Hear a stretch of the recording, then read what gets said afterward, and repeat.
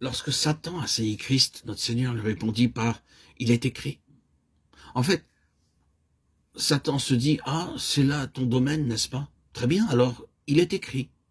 Il ordonnera à ses anges de veiller sur toi. » Matthieu 4, 6. Satan cherche aussitôt à infliger une défaite à Christ sur sa propre base, en citant les Écritures.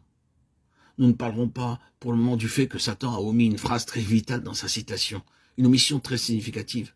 Dans toutes tes voies. Psaume 91, 11. Quel a donc été son réel point d'attaque? Le Seigneur Jésus avait pris définitivement et délibérément la position où il ne voulait rien pour lui-même, ni rien faire de lui-même, et où tout serait maintenu en relation avec le Père, et fait par conséquent uniquement par la permission du Père. Oui, toute chose serait entièrement et seulement pour Dieu. Et l'intérêt personnel et la satisfaction de l'âme sont mis de côté. La seule chose qui aurait pu, semble-t-il, l'amener à renoncer à une telle position d'abandon à Dieu aurait été d'appuyer le mouvement ou le chemin offert par la parole de Dieu elle-même. Il aurait été inutile de dire au Fils de Dieu, le dernier Adam, « Dieu a-t-il vraiment dit ?» Mais lui dire « Dieu a dit », c'est beaucoup plus subtil. C'est la question de l'esprit en union avec Dieu, ou de l'âme se dirigeant elle-même, qui est toujours le centre des efforts de Satan. Lorsque Satan cite les Écritures, c'est pour détruire l'union intérieure avec Dieu. Mais la parole de Dieu elle-même n'amène jamais à cela, et personne ne défendrait jamais une marche contraire à la parole de Dieu, nette et claire, en répondant que le diable peut citer les Écritures, et n'aurait jamais une telle pensée, à moins de vouloir en soi-même suivre un certain chemin. Comme notre vie d'âme peut chercher à se défendre, à se sauver. Mais combien il est nécessaire, pour être délivré de notre cœur trompeur, d'être entièrement soumis à Dieu, pour être conscient de la nature et de l'implication du piège de l'ennemi. Nous avons ici la clé de toute la question de la place qui est celle de l'âme. Il faut qu'elle fasse deux expériences. Il faut premièrement qu'un coup fatal soit porté par la mort de Christ à sa force personnelle et à son propre gouvernement de soi. De même que Jacob, après que Dieu eut touché la hanche ou le nerf de sa jambe, dut rester boiteux jusqu'à la fin de sa vie. Il faut aussi que soit enregistré dans notre âme le fait qu'elle ne peut pas et qu'elle ne doit pas. Dieu a brisé sa force. Ensuite, étant un instrument, elle doit être vaincue, maîtrisée et gouvernée en relation avec les voies plus hautes et différentes de Dieu. Elle nous est montrée si souvent dans les Saintes Écritures comme une chose sur laquelle nous devons gagner et exercer une autorité. Par exemple, c'est par votre patience que vous sauverez vos âmes, Luc 21, 19. Ensuite, dans 1 Pierre 1, 22, en obéissant à la vérité, vous avez purifié vos âmes. Et encore, remportant le prix de votre foi, le salut de vos âmes. 1 Pierre 1, 9. Il nous faut donc, frères et sœurs, veiller, tout en reconnaissant le fait que notre âme a été séduite, captivée, obscurcie et intoxiquée par un intérêt personnel, à ne pas la considérer comme une chose qui doit être anéantie ou bien détruite dans cette vie. Car ce serait de l'ascétisme, une forme de bouddhisme. Et le résultat d'une telle attitude n'est habituellement qu'une autre forme d'un psychisme exagéré, peut-être même de l'occultisme.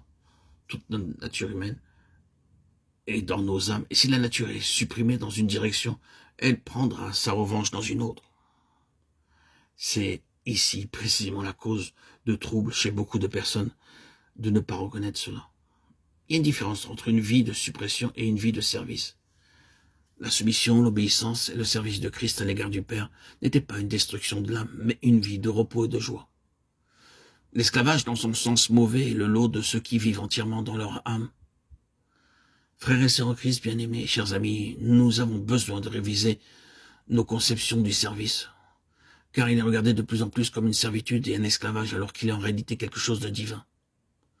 La spiritualité n'est pas une vie de suppression. Cela est négatif. La spiritualité est positive, c'est une vie nouvelle et autre, et non pas la vieille vie qui s'efforcerait d'arriver à la maîtrise de soi.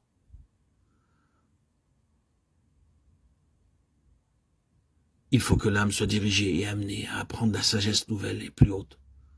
Le fait est que nous soyons en mesure de l'accepter ou non, que si nous voulons marcher pleinement avec Dieu, toutes les énergies de notre âme et ses capacités pour connaître, comprendre, sentir et faire arriveront à une fin.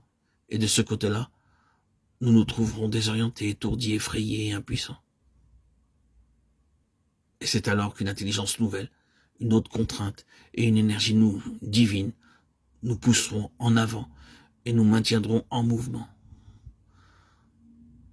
En de pareils moments, nous devons dire à notre âme, mon âme garde le silence devant l'Éternel, mon âme espère en Dieu. Psaume 37, 7. Et mon âme suit avec moi le Seigneur. Mais quelle joie et quelle force sont à nous lorsque l'âme ayant été contrainte de se soumettre à l'esprit, elle perçoit la sagesse et la gloire suprême qui la défendent.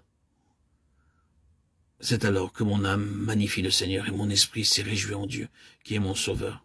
Luc 1, 46. Mon âme magnifie et mon esprit s'est réjoui. Remarquons la différence des temps employés. Ainsi, pour la plénitude de joie, l'âme est essentielle et elle doit être tirée de l'obscurité et de la mort de ses propres capacités pour apprendre les réalités plus hautes, plus profondes, pour lesquelles l'esprit est le premier organe et la première faculté. Non, ne vivons pas une vie dans laquelle nous supprimons notre âme et ne la méprisons pas, mais soyons forts en esprit, afin que notre âme soit gagnée, sauvée et capable de servir à notre plus grande joie.